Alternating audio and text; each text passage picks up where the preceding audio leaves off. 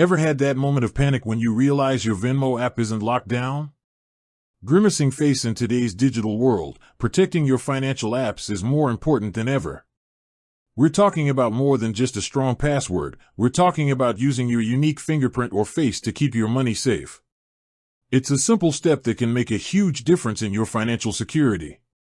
Today, we'll walk you through how to enable fingerprint or face ID login on your Venmo account, giving you that extra layer of protection.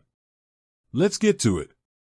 First things first, make sure your device's biometric security is already set up. That means having your fingerprint or face ID enabled in your phone's main settings.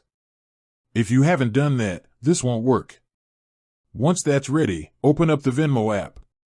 Now, from the home screen, tap your profile icon. It's usually in the bottom right corner. This will take you to your personal profile. From there, look for the settings gear icon in the top right corner and tap it. In the settings menu, you'll see a section for preferences. For iOS users, you'll find an option called Face ID and Passcode. On Android, it'll be labeled something like Passcode and Biometric Unlock. Tap on that option, and you'll see a toggle switch to enable the feature. Tap the toggle to turn it on.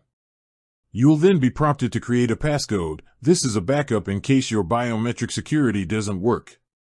After you've set and confirmed your passcode, Venmo will ask for permission to use your Face ID or fingerprint. Just follow the on-screen prompts to confirm. And that's it. Your Venmo app is now secured with biometric authentication. From now on, every time you open the app, it'll ask for your fingerprint or Face ID.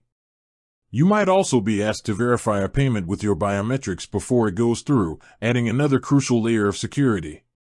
It's a quick and easy way to protect yourself from unauthorized access and have peace of mind. With that said, thanks for watching, and until next time.